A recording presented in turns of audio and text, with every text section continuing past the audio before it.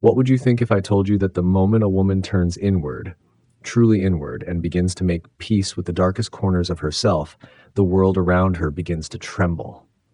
Not because she's become dangerous in the way society defines it, but because she has become untouchable in the way the psyche fears it.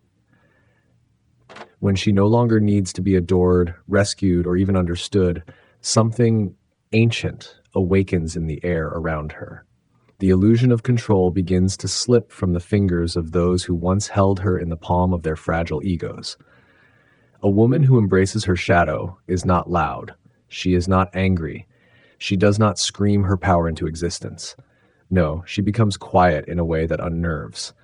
She no longer reacts in predictable ways, no longer seeks approval or softens herself to be palatable. Her presence disturbs, not because it is aggressive, but because it is whole. She carries the weight of her unspoken truths like armor, forged not in hatred but in clarity. And clarity, for many men, is far more terrifying than chaos. The feminine shadow is not just sorrow or rage. It is the forgotten mysticism, the knowing without evidence, the sensual without needing permission. It is the part of her that once learned to silence her intuition to survive, and now remembers that survival is no longer necessary. She sees through projection now. She sees who truly stands before her, not the mask, not the performance, not the illusion of masculinity that has not faced its own wounds. And this seeing, this mirror, causes many men to flinch, because what she reflects is not always flattering. Her gaze, steady and unnerving, becomes the invitation to confront themselves. And for the man who has lived tethered to his ego, to the need to dominate, to the fear of emotional intimacy, this is nothing short of spiritual exposure. When she stops apologizing for her power, when she no longer flinches at her own complexity, he begins to feel the walls of his carefully built persona closing in. You see, most men don't fear a woman's beauty or even her brilliance. They fear her depth. They fear what cannot be tamed, what will not be manipulated, what will not co-sign their illusions. They fear the woman who does not need them, but who may still want them. That is the highest threat to a fragile sense of control. In that dynamic, love becomes a risk, not a guarantee. Vulnerability becomes a requirement, not an option. And many men, untrained in soul-bearing, run before they are seen. This is why Jung's notion of the shadow is so pivotal here. The shadow is not evil. It is unintegrated. It is the part of the self we were taught to disown, the emotion we were told to mute, the fire we were shamed for carrying. For a woman, the shadow is often her voice, her rage, her sexual power, her instinct. She was taught to bury it under kindness, compliance, and quiet suffering.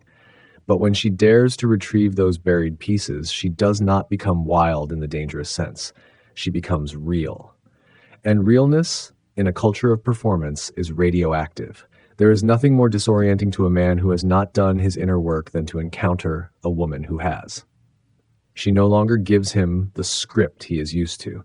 She doesn't perform the role of the healer, the forgiver, the eternal caretaker. She no longer dims herself to make his light seem brighter. She no longer laughs at jokes that bruise her spirit or softens the blow of her own truth just to soothe his discomfort. She walks away when she's not honored, not to punish, but because she no longer negotiates with her own worth. And this is where the fear sets in. Because her departure does not come with theatrics. It comes with calm. It comes with the silence of someone who knows her value is not on trial. She does not try to prove, she does not plead, she does not perform. And that silence, that graceful detachment, becomes a mirror so sharp it cuts through his bravado. He realizes too late that she was not asking to be chosen. She was watching to see if he could choose himself fully, so he could meet her at the depth she resides. But most cannot. Not yet. Because to meet her there, he must first journey through his own underworld. He must sit with his own grief, his mother wounds, his fear of emotional nakedness. He must strip away everything performative and learn to feel without fleeing. And that, more than anything, is what men fear when a woman embraces her shadow. Not her wrath, not her fire, but the fact that she forces them to face the unlived parts of themselves. The woman who has integrated her shadow becomes a walking embodiment of wholeness. She no longer clings to half-truths or watered-down versions of herself to be loved. She does not entertain the myth that she must be soft to be worthy or small to be safe. Her softness, when it arises, is by choice, not by suppression. And her strength is not defensive, it is rooted in awareness. She is not here to be palatable, she is here to be true. And in that truth, she becomes sovereign. A sovereign woman does not kneel before the altar of approval. She no longer seeks identity through a man's gaze, nor validation from the crumbling structures of a society that only recognizes her value when she's silent, smiling, and self-sacrificing. She has learned to parent her own wounds, to hold her inner child when no one else would, and to stop expecting others to do the sacred work of becoming whole for her. This is the woman who no longer chases connection from a place of emptiness, but instead meets it with fullness, with discernment, with dignity. And this is precisely what unravels many men, not her independence, but her emotional maturity. The kind of maturity that doesn't threaten to leave if she's hurt, but will walk away if her spirit is continuously dishonored. The kind of maturity that doesn't weaponize silence, but uses it as a boundary. The kind that holds space for vulnerability, but doesn't tolerate manipulation disguised as need. She can listen deeply and still say no. She can love fiercely and still choose herself. The masculine psyche, when undeveloped, often confuses this kind of woman for being too much. But in truth, she is simply complete. And the incomplete man, the one who has not faced his own shadow, will project his inadequacy onto her radiance. He will call her cold when she is clear. He will call her difficult when she is discerning.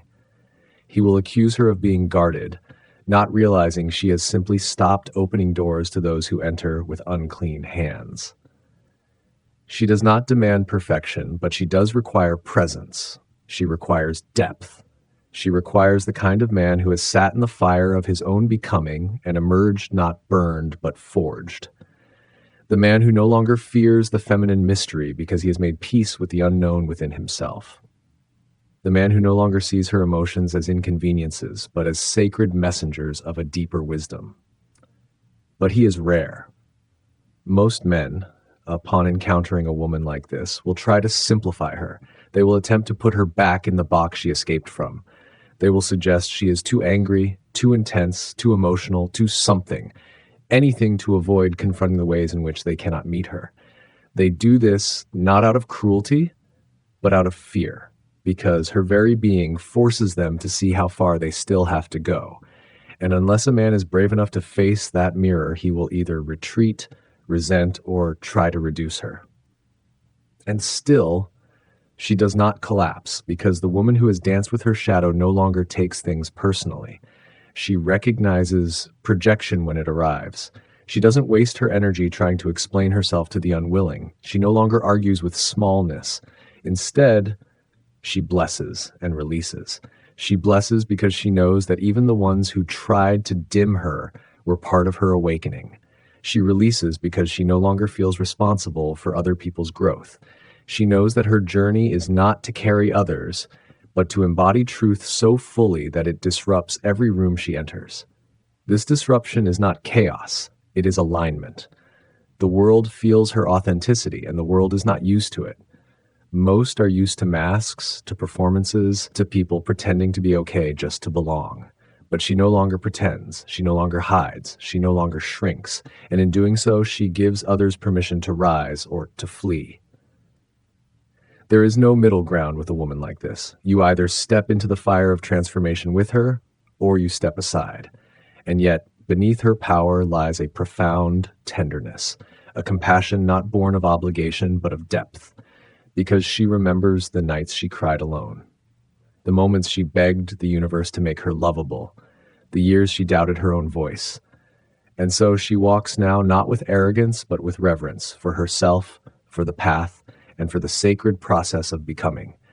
To the man who can meet her here, not control her, not fix her, not possess her, but meet her, she becomes a portal, not to fantasy, but to truth, to the divine dance between masculine and feminine, not as roles but as energies, each whole within themselves, yet capable of creating something larger together. She is no longer looking to be completed. She is looking to be mirrored, and only a man who has kissed his own shadow can offer that mirror. She is not impressed by charm, not seduced by status, not captivated by potential. She has walked through her own underworld and returned with her intuition sharpened like a blade. She has heard the lies her own mind once told her in the voice of fear, and she has learned how to tell the difference between a man who wants her body and one who reveres her soul. Her worth no longer hangs in the balance of someone else's readiness. She no longer waits to be seen, because she sees herself. This is what shifts when a woman reclaims her shadow. She becomes the authority of her own existence. To the uninitiated man, this is unbearable, because if she doesn't need him to give her identity, what is he? If she no longer plays the role of muse, mother, or mirror, then where does he belong? The truth is brutal for the ego that was built on being the center of a woman's universe. When she becomes the center of her own, he is left with only one choice: evolve or be eclipsed. And yet the shadow she integrates does not make her hard, it makes her whole. She cries freely when the pain moves through. She laughs deeply, not because life is light, but because she no longer hides from its darkness. She is both wild and wise, both fierce and forgiving. She no longer flinches at contradiction because she is the contradiction, fluid, paradoxical, and uncontainable. For too long, women were taught to fear their own complexity, taught that to be lovable, they had to be simple, easy, predictable. But the truth is, no real man is awakened by predictability. He is not transformed by convenience. He is summoned by depth, by the ache of her truth, by the wild terrain of her psyche. The man who is ready for her is not afraid to lose control because he has already relinquished the illusion of it. He does not seek to master her. He seeks to know himself more deeply through her reflection. And oh, how rare that reflection is. You can see it in her eyes, that timeless gaze, the one that says, I've walked away from things people spend lifetimes begging for, not because she didn't feel the love, but because she felt the betrayal of abandoning herself just to keep it. She's done compromising her soul to be chosen by someone who doesn't even know what they're holding. She has tasted the cost of self-betrayal, and it is a flavor she refuses to swallow again. And so she chooses solitude over false safety. She chooses silence over shallow conversations. She chooses the unknown over staying where her soul cannot breathe. She no longer fears loneliness, because her own company no longer feels like a punishment. It feels like sanctuary. Many men will try to love her the way they've loved women who did not yet know their worth. They will try to impress her, possess her, tame her, but she is not interested in being owned. She is interested in being met, in being seen not just for her beauty, her kindness, or her strength, but for the shadows she carries, the stories she hides, the truths she's still learning to speak aloud. And that kind of intimacy, it demands more than performance. It demands presence. But presence is a dying art in a world that rewards distraction. Presence means being there when it's uncomfortable, staying in the conversation when defenses rise, looking into her eyes when her tears speak louder than her words, holding space not just for the parts of her that are lovely, but for the parts that are still healing. The man who can do this does not see her as intimidating. He sees her as sacred. He does not shrink in the face of her fire. He recognizes it as a mirror of his own. He does not retreat when she shows him the rawness of her soul. He reaches in, not to rescue, but to witness, because he knows she doesn't need saving. She needs seeing. But until such a man arrives or arises within himself, she will walk alone. Not bitter, not broken, but sovereign. Her solitude is not a statement of lack. It is a declaration of readiness, of self-possession, of sacred waiting, not for someone to complete her, but for someone who dares to meet her with the same depth she's had to mine within herself. Because this is what her shadow taught her. You are not too much. They were simply too little for the magnitude of your truth. And in knowing that, she becomes unstoppable. There is a silence that follows her now, not the kind born of suppression, but the kind born of no longer needing to explain. She no longer performs her wounds for understanding. She no longer narrates her healing in hopes of being believed. Her silence is not a void, it is a force, a magnetic stillness that reveals more than words ever could. It is the silence of a woman who has nothing left to prove and everything left to feel. She walks differently now, not because she's trying to be powerful, but because she is. She has reclaimed every piece of herself once left behind in the ruins of relationships, religions, and roles. Each rejection she once mourned is now a thread woven into the tapestry of her return. She doesn't carry resentment. She carries remembrance of who she was before she was told who to be, of the girl who knew how to listen to her body before it was shamed into silence, of the fire in her spirit before it was trimmed into politeness. And when a man encounters this woman, something ancient in him stirs, not lust, not possession, but awe. Awe in the face of something sacred, something untamed, something he cannot buy, seduce, or manipulate into submission. She is no longer responding to tactics. She is attuned to energy, and energy does not lie. Many men, when faced with this frequency, will attempt to bring her down, not with force, but with subtle dismissal. They will call her too intense, not because she is wrong, but because they are not deep enough to swim in her waters. They will tell her to smile more, to be more open, to not take things so seriously, because they cannot withstand the weight of her presence. And still she will not fold, because her self-worth is no longer a performance, it is embodied. She has learned to decipher the difference between chemistry and chaos, between butterflies and red flags, between a man who is intrigued by her pain and one who is capable of holding her peace. She no longer mistakes excitement for alignment. She no longer confuses intensity with intimacy. She has tasted what it feels like to be chosen from a place of wounding, and she knows now love that costs her her peace is no longer love she accepts. And so she waits. Not in desperation, but in devotion to herself, to her path, to the unfolding mystery of her becoming. She no longer chases the masculine to feel whole.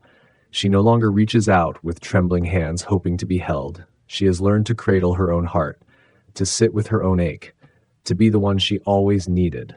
This is what men fear, not her rage, not her beauty, not even her standards, but the fact that she no longer negotiates her value, that she doesn't bend to avoid abandonment, that she can look them in the eye and walk away without flinching if their presence threatens her wholeness, that she can love them without needing them, that she can desire them without depending on them, and that, if necessary, she will bury the love she holds for them if it ever costs her the love she holds for herself. And in this, she is free. The freedom of a woman who has embraced her shadow is not loud. It is not performative. It is not reactionary. It is subtle, sovereign, and seismic. It is felt more than seen. It is disruptive not because it tries to be, but because it refuses to be less. It shakes the foundations of every lie the world told her about what it means to be feminine, to be worthy, to be loved. She is no longer loyal to her past. She is loyal to her potential, and that loyalty is unwavering. So when she speaks, the room quiets, not because she demands attention, but because the truth echoes louder when it comes from someone who has earned it. Her words carry weight because they are no longer filtered through fear. She speaks from scar tissue, not open wounds. And that makes her dangerous, not to the man who is ready, but to the one who isn't, because he cannot hide behind his charm when she sees his shame. He cannot hide behind his power when she sees his pain. He cannot control the narrative when she has already seen the story in his eyes. She doesn't need to win. She needs to feel. And if what he offers her is surface level, she will slip beneath it like water, uninterested in anything that does not meet her at the bottom. The woman who has done her shadow work has no time for illusions. She doesn't chase closure. She doesn't chase potential. She doesn't chase anything. She stands, she waits, she chooses. And perhaps most terrifying of all, she knows she can choose no one and still be complete. She is the storm and the stillness. She has tasted chaos and chosen consciousness. Her love is not the kind that begs to be kept, it is the kind that commands to be honored. And that is what unsettles those who have only ever known how to earn affection through performance. She no longer plays the role of muse, fixer, or savior. She doesn't want to raise a man into his potential.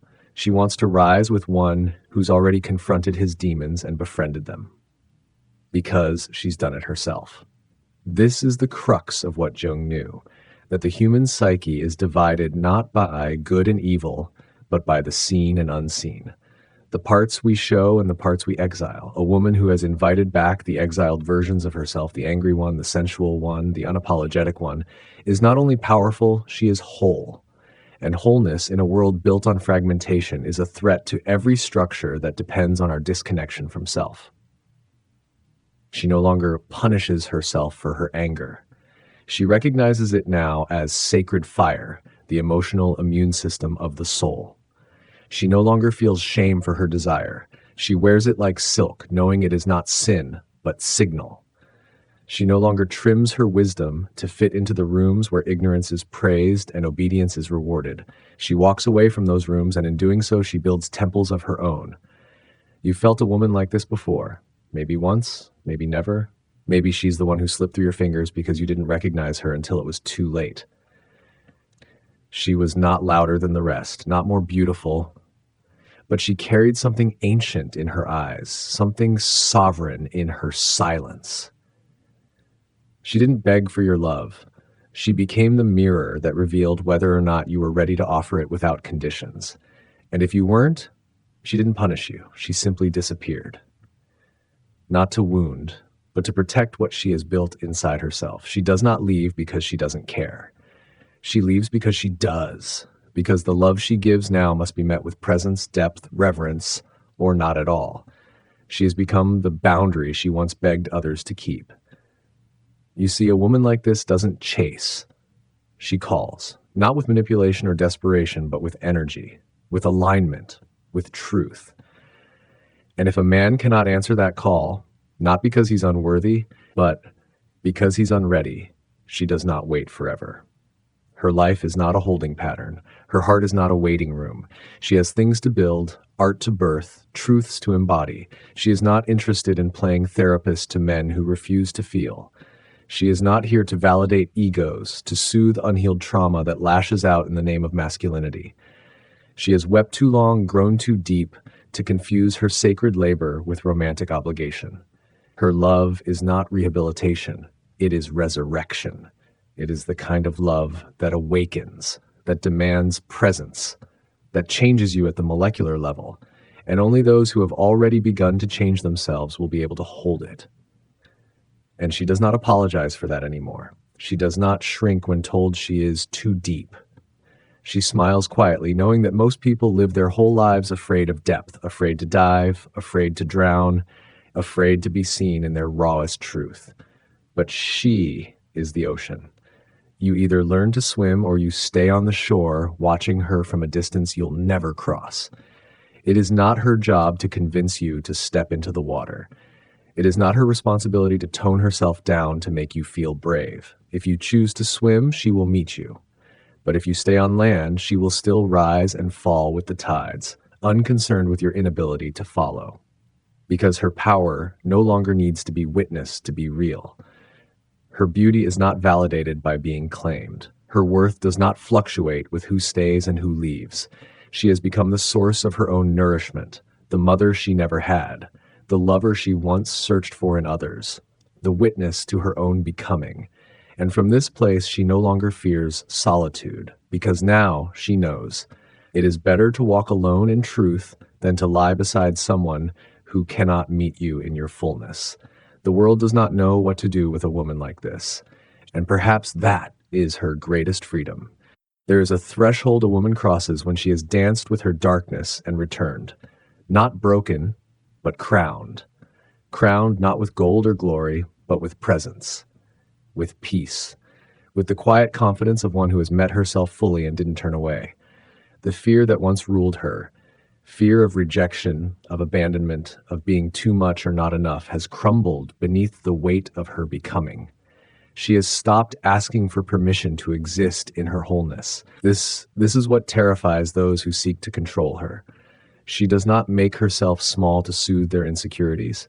She does not compromise her truth to maintain the illusion of connection. She does not barter with her soul for temporary comfort. She knows now that any love requiring her to abandon herself is not love. It is bondage. And she has already broken those chains with her bare hands in the silence of countless nights where no one else was watching. She has learned that not everyone deserves access to her softness, that compassion without boundaries becomes self-betrayal, that empathy without discernment leads to erosion. She has become sacred with her energy, not out of bitterness, but out of wisdom. She now understands her light was never meant to illuminate everyone. It was meant to guide those walking the same path of awakening. And when she loves now, she loves from a place of overflow, not from scarcity. She no longer gives to be chosen. She gives because her heart is a cathedral and her devotion is a prayer. But if her love is not held with care, if it is taken for granted, exploited, or feared, she does not cling. She does not chase. She closes, gently, completely. For she knows what it took to love herself this way. And she will not trade that for breadcrumbs. A man who is ready for her is not the one who tries to earn her with bravado, games, or promises. He is the one who shows up with presence, with silence that listens, with hands that do not grasp but hold. He does not flinch when she speaks her truth, even when it shakes the foundation of their comfort. He does not fear her tears, her rage, her sacred fire, because he has met his own. He does not worship her nor diminish her. He witnesses her. And that witnessing is rare. It cannot be performed. It cannot be faked. It cannot be intellectualized. It must be lived. The man who can love a woman like this has first surrendered to his own shadows. He has walked through his own guilt, shame, grief. He has sat with his own loneliness and found strength in stillness. He does not need her to make him feel whole, but together, their wholeness becomes sanctuary. This is the union she holds space for now. Not the fairy tale, not the fantasy, but the real, the raw, the rooted. The one where both have met themselves so deeply that loving another becomes a sacred echo, not a desperate grasp. Where love is not a transaction, but a transmission. Where trust is not demanded, but earned. Where intimacy is not performance, but presence. And if that man never comes, she will still rise. She will write, sing, create, breathe, live. She will pour her love into the earth, the sky, the stillness between words. She will dance in her kitchen with bare feet and wild hair. She will cry when her heart aches and laugh when her soul blooms. She will keep choosing herself, not because she is hard, but because she is true. And truth, once reclaimed, is never surrendered again. So let them fear her if they must. Let them misunderstand her, label her, even leave her. None of it changes who she is. Because the woman who has embraced her deepest shadow no longer waits to be seen in full. She already is, by herself, and in the end, that's what sets her free. The woman who knows her worth doesn't chase, she chooses.